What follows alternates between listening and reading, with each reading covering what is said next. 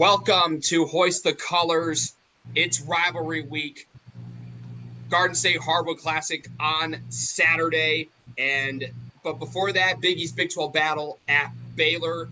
Pat Madden, my co-host, joins me. And joining us, he covers New Jersey's college basketball as well as anyone. He has a good feel for Seton Hall and for the Scarlet Knights, who the Pirates will see on Saturday. It is Adam Zielonka, who you might have heard on the Igloo with Pat and I previewing the Gavitt games. Adam, thanks for being our guest this week.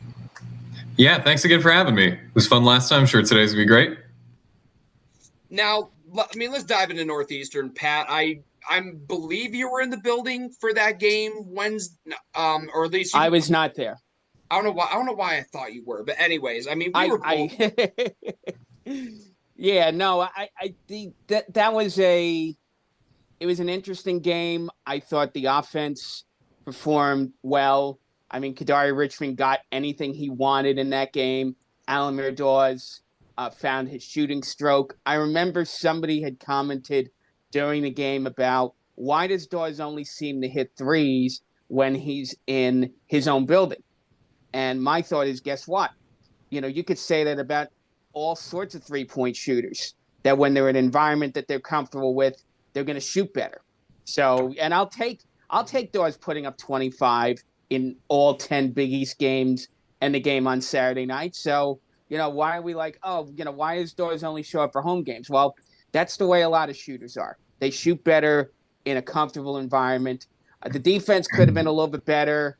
I think that Northeastern made a more concerted effort to shoot threes, and they did a lot better job after, I think, the first 10 minutes of the game. Made the game interesting in a couple of stretches in the second half. But ultimately, at the end of the day, I think Seton Hall had too much physically for a team like Northeastern to handle. So my synopsis, I mean, you're right about the Dawes three-point shooting. I mean, do you shoot like that every single home game, especially against some of the very best in the Big East, Marquette, UConn, Creighton? Like, I will gladly take that if that means a potential upset and us looking good against elite teams, some of the most elite teams and the best in the country in college basketball. I will say, though, I mean, how about this? For the second week in a row, how about Isaiah Coleman getting Freshman of the Week honors again? I'm telling you, like, Isaiah Coleman stock, buy it now. We were saying that before, but now it's like, now he's in pretty good company. Jared Carino tweeted it out. He now joins three guys from 2014-15. And I take pride in this because this is I was a freshman when these guys were freshmen in 2014-15. Angel Delgado, who was freshman of the year that year in the Big East, Isaiah Whitehead, and Kadeem Carrington as the newest freshmen, most recent ones being those three guys to win freshman of the year, freshman of the week rather, twice in one season. Adam, I know that you've gotten to see in the hall a few times. I know we're going more over the Northeastern game, but I definitely want to hear your synopsis of the Pirates through these first 7 games. And now we enter the month of December. Yeah, and the great thing about what you just said about Coleman, the great thing for him is he did that, and it's only December 5 as we sit here. There's a lot of time for him to get more than 2 of those awards. He's had a really nice start, getting meaningful minutes off the bench in that backcourt rotation. As far as the other night, Kadari doing some of everything in addition to Dawes having another hot shooting night and a career high in points. And as far as where the Seton Hall Pirates stand through 7 games, I don't know if I expected them to win either of the games in San Diego because I don't know if the matchups really favored them in terms of what USC had in its backcourt and what Iowa can do on offense on any given time. I think the last time I talked to you guys was before Thanksgiving, if I'm remembering right. Mm-hmm. Yep. So, yeah, because it was the Gavitt games. So, Seton Hall, I think they've won every game they were supposed to win, and it's forgivable that you lose by 7-10 or 7-11 to USC and to Iowa in the grander scheme of things.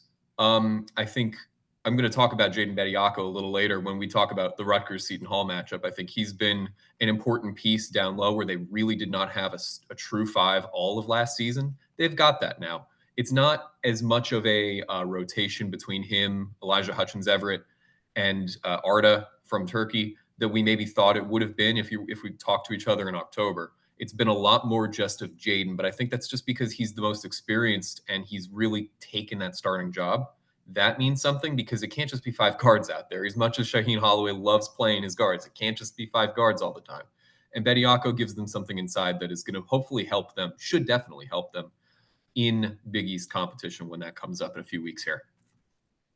So, I mean, obviously, the record of 5-2. I mean, I like where Seton Hall is at. I mean, but there's still, more to be had. I mean, obviously, you want to win every game, but you take USC to the brink after being down by 20. Missed opportunity there. Same Iowa. Another slow start, but chip away, and then just couldn't get over the hump. You get down to 1 possession, 2 possession kind of game, and just can't cut it down that much further. This has to be the week where they have to get over the hump. And let's talk about Baylor first and foremost. I mean, they're undefeated. They're ranked 6th in the country.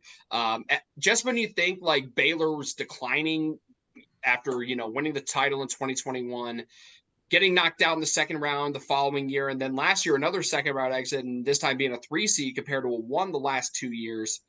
You would think that, Baylor's declining, but Scott Drew, he's proven why he's one of the best coaches in the country for a reason, and getting his Bears up to number 6 in the country. Pat, I guess I'll start with you. I mean, I feel like I'm tapering my expectations very low considering what happened in Kansas last year.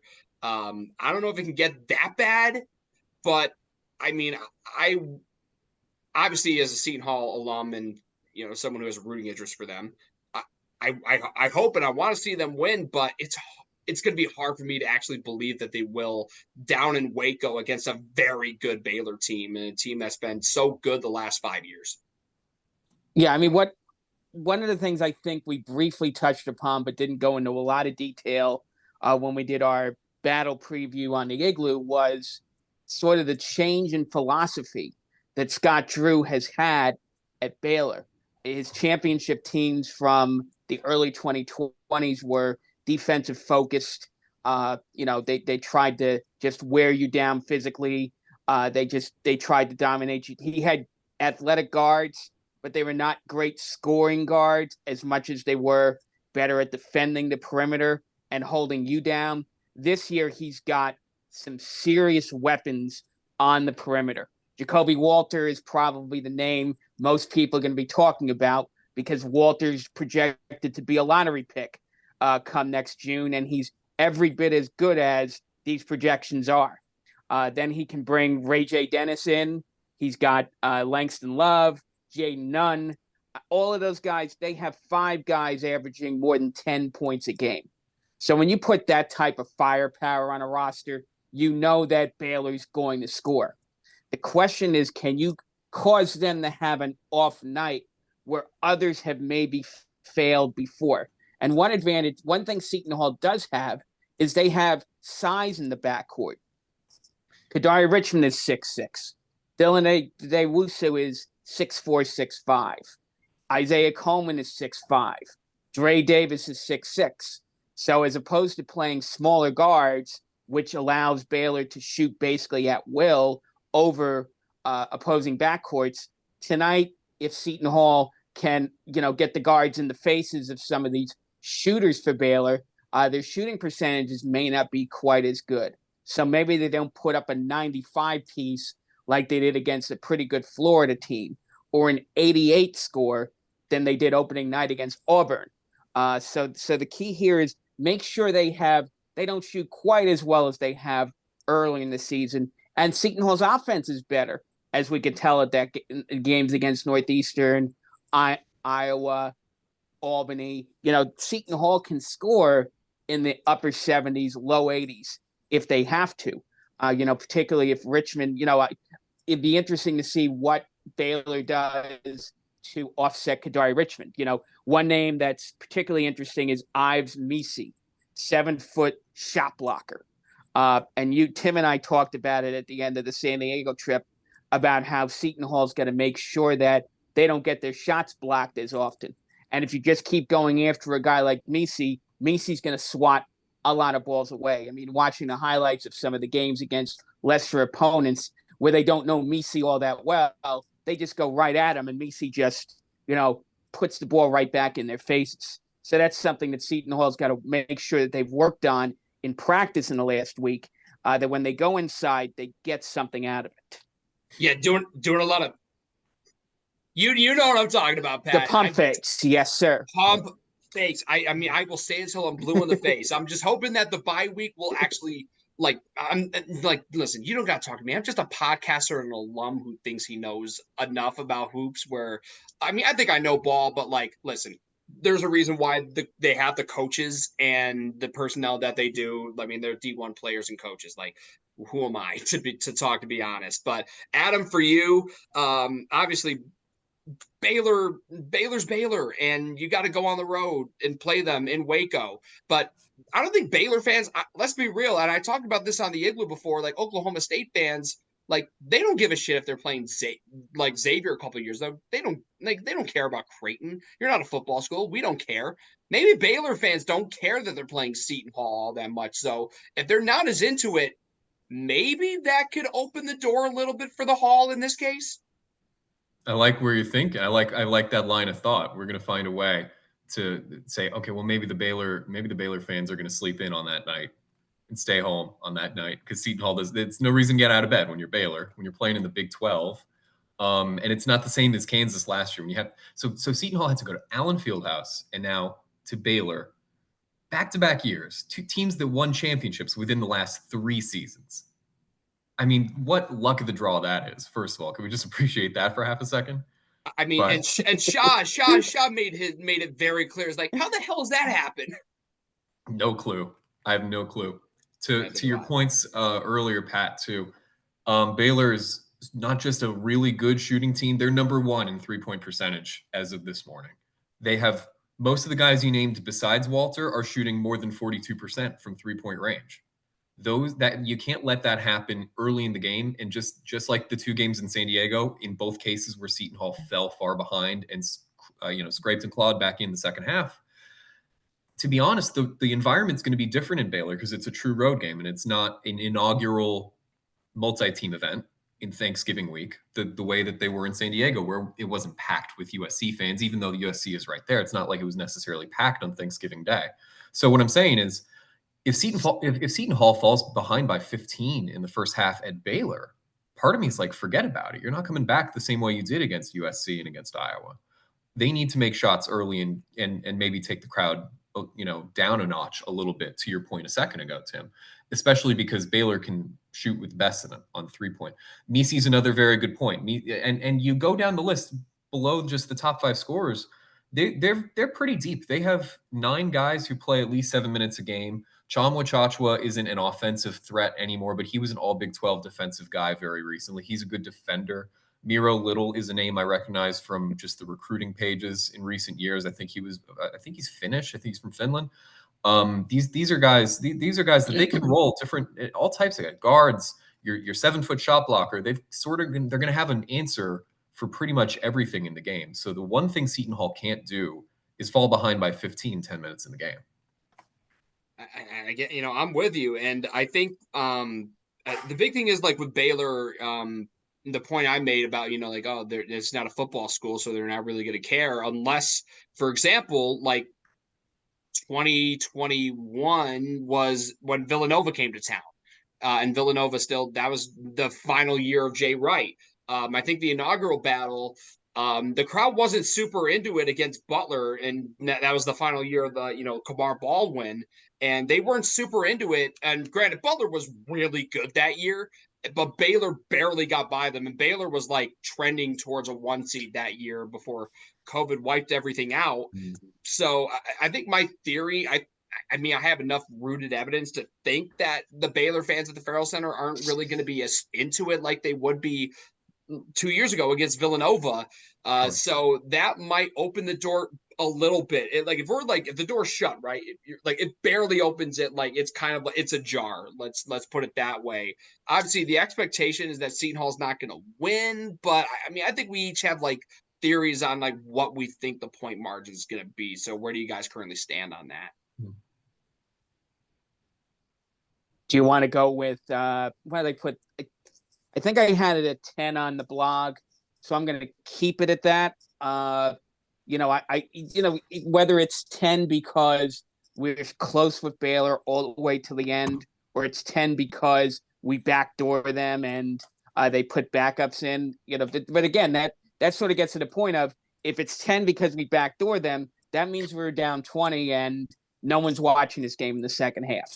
If it means that, we were in the game up till the final possessions and then Baylor just wore us down, or one of those guys hit a couple of threes at the end, that's really what the goal for Seton Hall should be, is to be competitive and to basically send the message to the Big East that, we're going to go into Connecticut, we're going to go into Marquette, we're going to go into Creighton, and we're not going to be scared of any of those environments because we've gone down to Baylor, another top 10 team, and we've proven that we're not going to be intimidated by being. See, one thing that happened last year at that Kansas game was that because we got blitzed out of that building so badly, it gave us very little to work with when we went into places like Providence, we went into places like Creighton and Marquette early in the Big East season and got basically routed early in those matchups. So this is sort of like a matter of, this is a night you send the message saying that, Seton Hall is going to be able to compete with anybody in the top of the Big East, and that Connecticut, Marquette, and Creighton in particular can't just write it off when Seton Hall comes into their building. Yeah, I think something like 12, 13 points would be fair to cover all possibilities. Like you said, whether that's they're covering backdoor in the second half because Baylor is taking their foot off the gas, or Seton Hall keeps it surprisingly close for the first 30 minutes and then Baylor draws away. 12, 13 points, because I'm looking at the teams they've played from Power 6 conferences. They beat Auburn only by 6. They beat Oregon State by 16. They beat Florida only by 4. It's not like Baylor is a super impressive defensive team yet this season. And if Kadari, if Almir Dawes, Dre Davis are scoring the way that we know they can score, I think 12-13 is very respectable. So, I mean, where I stand is it's a little tricky because, that like low teens range, I think, is plausible. And to each of your point, I mean, it could get to that, like that ugly, 20 plus range. I'm not going to say like this could be like a 30-point wash like it was last year. I mean, that was just, it was hideous and something I would like to forget as much as humanly possible. I think it ends up being like, I mean, I know I heard 10 here. I heard 12-13. It might be like 15-16 if we want to go in increments here.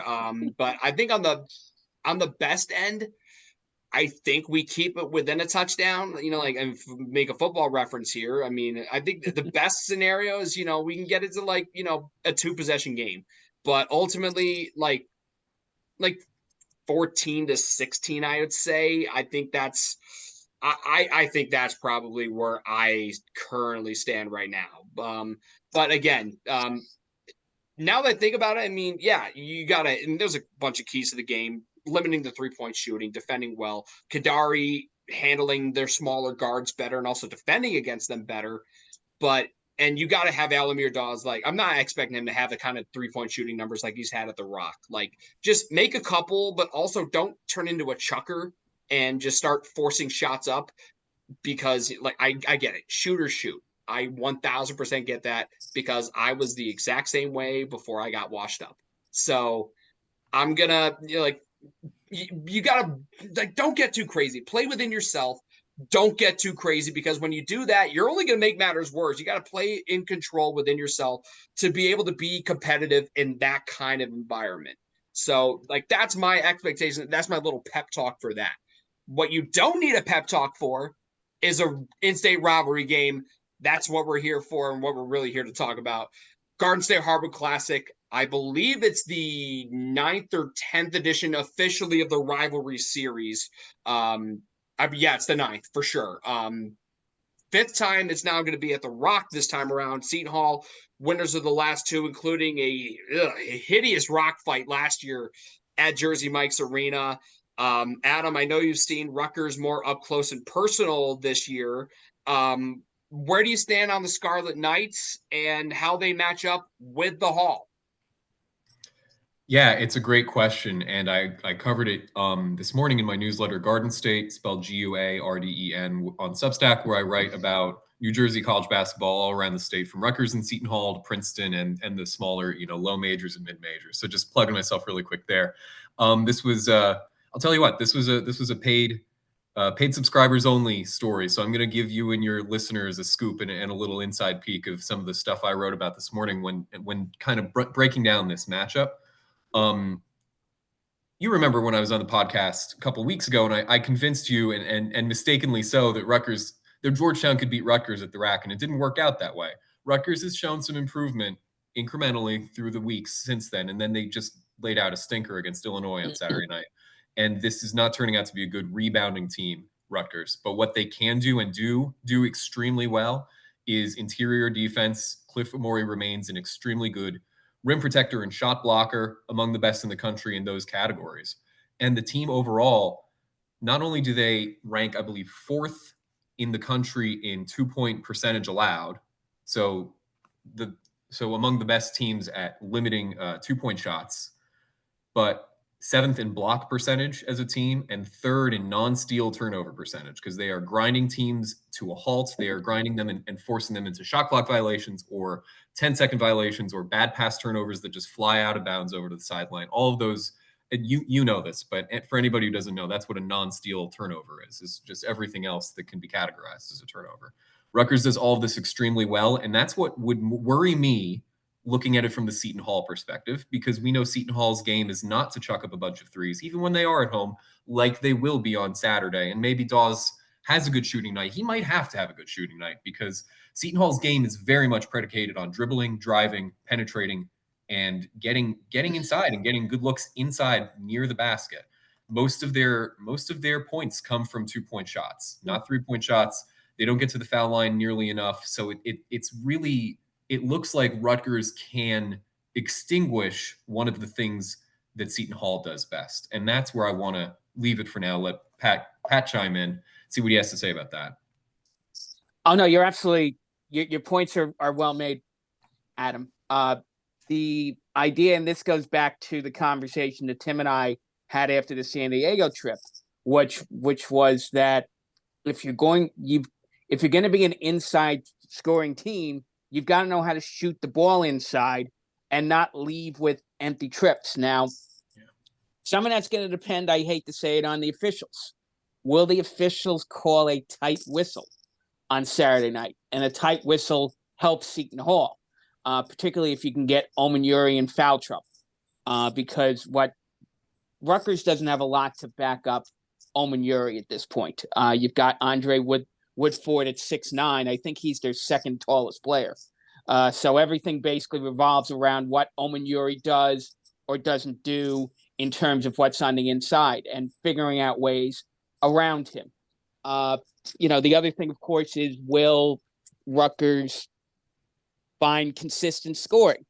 They didn't do that, obviously, on Saturday afternoon against Illinois, which is why they fell down. I think they fell down by as much as 20 before losing to 14 against an opponent who they normally would have, made it a close game and or stole one. Ranked Big Ten opponents, except for Iowa, tend to go into Jersey Mike's Arena and tend to give up those rankings. But for some reason, an Illinois team who, frankly, I think they're borderline top 25. A team like that normally loses a game to a Steve Peichel unit. And, they got badly out. What did Illinois rebound them about 2-1? Yeah, like 55 to 27. It's almost exactly 2-1. That shouldn't happen to a defensive-minded team like Rutgers. And Seton Hall has guys who can rebound. Richmond can rebound. Davis can rebound. Bediako can rebound. Wusu can rebound. So maybe they do a better chance of second chance points. But if they can do some of the things they didn't do in that USC game, I think they can offset the Omenuri factor in this matchup. And then the question becomes, who else does Rutgers have that beats you? Does Andre Hyatt play one of his better games of the season?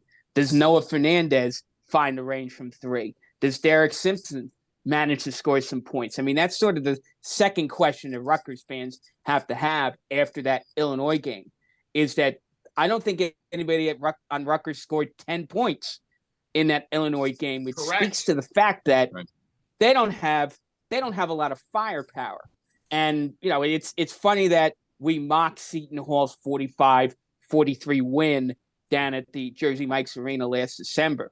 But the flip side to that is that Rutgers may have to win a similar type game if they're going to pull off, you know, let's call it an upset, because anytime in a 50-50 matchup on paper that the visiting team wins, it's an upset. So for them to win an upset, they may have to turn the game at the Rock into a rock fight. I see what you did. That's whether you knew it or not. That's clever. Yeah, no, I have a very, very similar like take on Rutgers, because, like, you know, they have personnel. They have guys that everybody know. I mean, everyone knows Cliff Omarui. Everyone knows Andre Hyatt, who really struggled against the Illini. The one guy who caught my eye, and everyone knows Noah Fernandez too, but the one guy that caught my eye when I was watching them against Georgetown, Gavin Griffiths, I'm like, where the hell did this guy come from? He's a 6'8" freshman who, quite honestly, looks like just his face looks like he's a freshman in high school.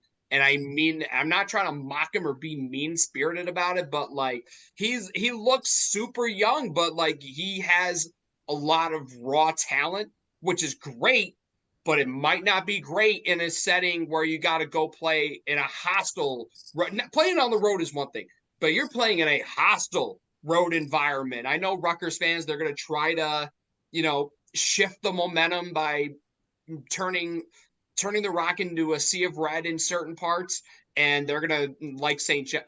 John's fans, as I've heard, bitch and moan about, like, open the upper deck. Like, sorry, that's not happening, pal. Like, you get your hopes up all you want. That they're not raising that curtain, pal. There's a reason why we're doing that. Deal with it. So as far as I'm concerned with Seton Hall, yeah, they won a rock fight last year. It wasn't pretty, but this, honestly, a rock fight's not a bad thing when it comes to gritty New Jersey basketball teams, right? So that's kind of where I stand. I don't want it to be like that, because that can kind of be like it's like, you know, nails on a chalkboard. That's at least how I feel about it. I mean, I think we're going to see a low scoring game again, with both teams playing really good defense. Omarui, great great rim protector, and I'm really intrigued to see what Jaden Bediako is going to do, what Elijah Hutchins effort could do, you know, if, you know, now that he's looking to clear concussion protocols and be available now after being out for a few weeks. So I'm bias be damned, whatever you want to call it. I'm going to take Seton Hall, but it's going to be a very close game. But I wouldn't be shocked if, you know, they put up a performance where they perform well at the Rock and they end up winning by several possessions, kind of like they did a couple of years ago, back when they were, you know, upwards of a top 25 team, you know, coming off the upset of Texas a few days before that, and then winning by like 15 a few nights later. Saturday night, 8:30 start time is gross. But I mean, Saturday night, turn up at the Rock, get some, you know, get some good beer deals and $5 glizzies, as I pointed out to Pat a few weeks ago. And he did not know what a glizzy was then, but he knows now. Well, let me get to a point you made about Griffins for a second. And you talked about how he looked good against Georgetown. We all know Georgetown doesn't play any defense. So, you know, the difference is that he's got to go up against guys like Dre Davis and maybe Kadari Richmond and maybe Dylan Adewusu and maybe Isaiah Coleman, who are and if we get anything out of David Tubeck, who made his Seton Hall debut Wednesday night, got some limited minutes, but at least he saw the court. He looked like someone who had the athletic talent that people have talked about. Maybe he gets a few minutes tonight against Baylor and he can continue to get more comfortable on the court. And if a guy like Griffins looks like he's got a chance to go off on you, then Seton Hall has multiple options of guys who have shown they can play defense in the past. A team like Georgetown, frankly, didn't have anybody who they could put on the court to play defense. But then you go over to a team like Illinois, sort of as the opposite of that, and Illinois has good physical defenders who can slow people down. Even in the Marquette game, even though they lost, if you put guys who can be physical with Griffins, then you can limit his because you talked about him being young looking, you talked about him being a freshman, but part of that also goes with he's not physically filled out yet.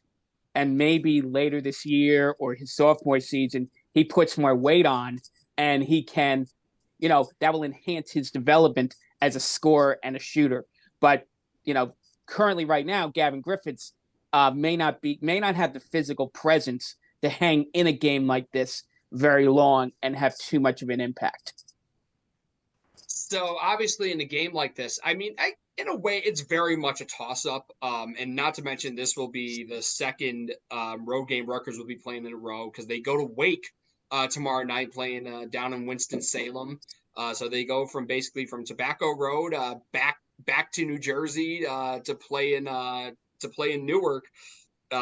Wake Forest will be one thing, but now you go to the Rock and it's going to be very hostile. And that I think my PSA for Seton Hall fans for this game, sincerely signed from a Bluebeard Army former president, and holding it down for the sign mafia. So my PSA, listen, yes, Seton Hall has beaten Rutgers 2 years in a row, and that they have had Rutgers' number at the Rock. In this rivalry series, they've won all 4 meetings in Newark, and they've only lost twice at Jersey Mike's Arena, and that was, both losses coming pre-COVID. So listen, don't be complacent. This is still a rivalry game. I don't care how well we've done against them historically. That all doesn't matter. What matters is winning that trophy and bringing the intensity. It's not given, it's earned. So if fans, listen, I hate to say it, but go into kill mode there. That whole Mamba mentality, when Kobe took the court, he was out there he wanted to go out there and kill guys out there. Not literally, but kill them by demoralizing them with his strong play and just dominating them in every sense and killing every bit of hope, optimism, and confidence that they had. That's essentially go in there, the players and the fans too, go in there with a kill mentality to make sure that trophy stays in South Orange and that New Jersey remains a blue state. So ultimately, Adam, I'll start with you, because you've seen Rutgers and Seton Hall. You could provide more of a balanced opinion and prediction on this. But what is your ultimate prediction for the 9th annual Garden State Hardwood Classic? Yeah, I'm so balanced that I can't make up my own mind on. I think this morning I woke up leaning Rutgers. I think tomorrow I'm going to wake up leaning Seton Hall, and I'm going to be really straddling that fence up until Saturday night. And if I go in the Rock and it's 90% blue out there and it's pumped, I'm going to probably land on Seton Hall. If you want a final answer, let me pose this to you. Let me answer your question with a question. Would you agree that if Jaden Bediako finds his way around Cliff Amori and wins the better of that matchup, one-on-one, that individual matchup, that Seton Hall has it in the bag? I think Omen Yuri has to play big. Again, to get to a couple of points I made a few minutes ago. One is Rutgers wants this to be a lower scoring game because, ultimately Seton Hall has a better offensive team than Rutgers does. And I think the other point would be that you keep Omen Yuri off the boards. Now, again, Omen Yuri's he's a good rebounder, but he's not Joel Soriano, for example. He's a good enough rebounder, but he's not going to take over a game off the boards. I think Bediako has shown he can clear the boards as well as anybody else. Where again, what Bediako has to try to do is get Omen Yuri in foul trouble. Find a way to force Peichel's hand as to how often he wants to keep Omenuri on the court in terms of, let's say he gets 2 fouls 8 minutes into the game. Is he going to try to keep Omenuri on the bench the rest of the first half? And then let's say he draws 3 fouls 5 minutes in the second half. Limiting Omenuri's minutes also limits the one thing which can keep Seton Hall from really, one thing which will keep Seton Hall off, from, getting a sizable margin in this game. And that's dominating scoring on the inside with guys like Richmond and Davis and Bediako. So, that's really, and again, it goes back to the point I made earlier.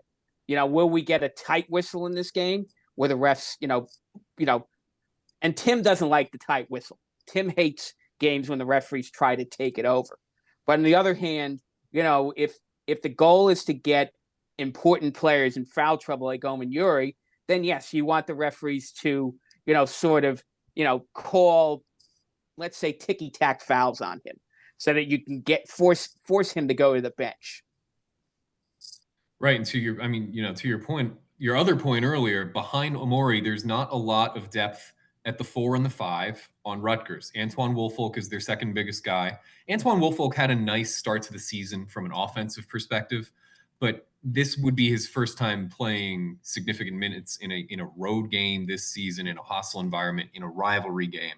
And I don't know that he would be able to hold his own necessarily against somebody like Bediako at the 5. Seton Hall won this game last season on the road with 6'6" Casey Ndefo as their starting 5. Now they have an actual tall, muscular center.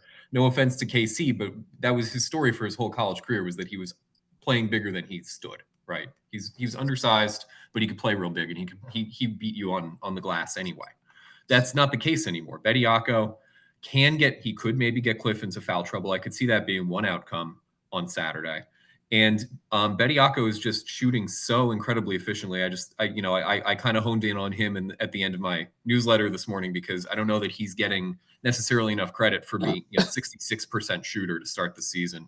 He went 4 for 4 against Northeastern. He doesn't shoot it at a high volume, but he certainly plays smart. And part of playing smart on Saturday might mean going to him early and often 5 against 5, meaning center against center, and try to get Cliff into trouble.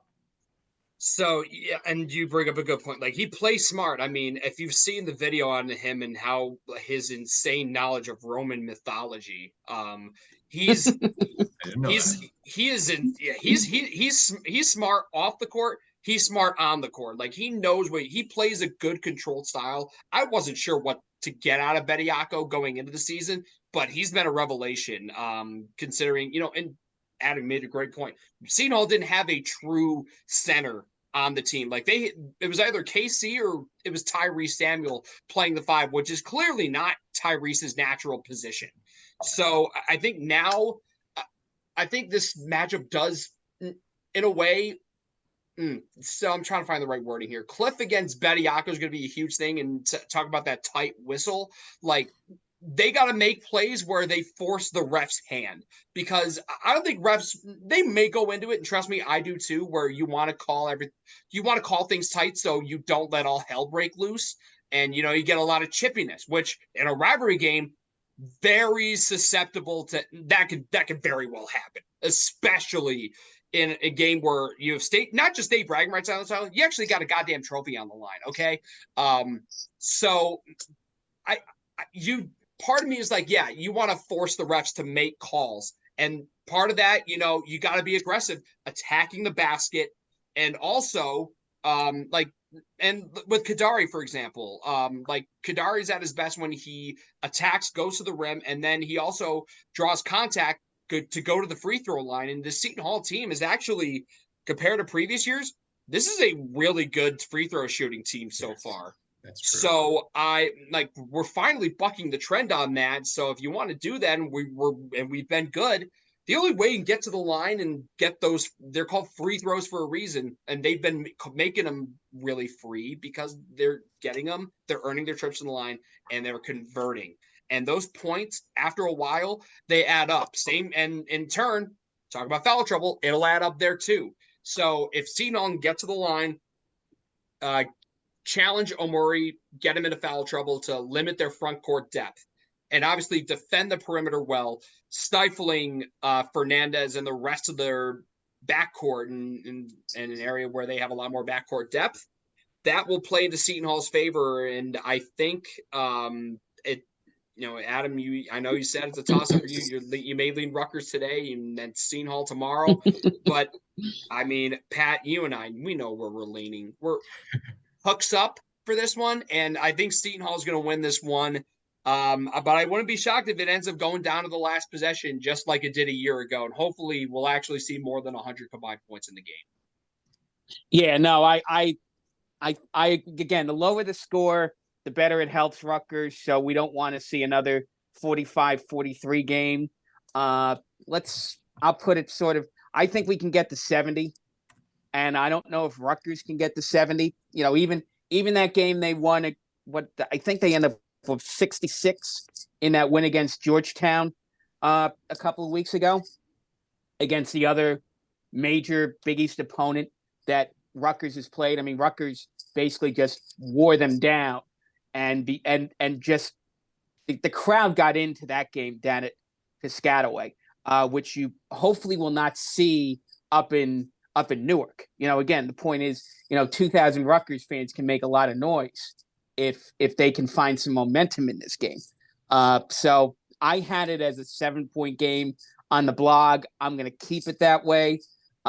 Maybe I'll hope that it's, let's say, 72-65 rather than something like 63-56. So, Adam, I don't know if I got an official pick, but what are you going with now that we can get it on the record before we sign off? You want to save it for the money, Adam, or? No, there's no chance of that. I've done a very good job of talking myself into Seton Hall, and we're gonna do Seton Hall 60, Rutgers 52. Better high scoring than last year. Still not a high scoring game in the slightest, but we're gonna get over 50 this year. I promise.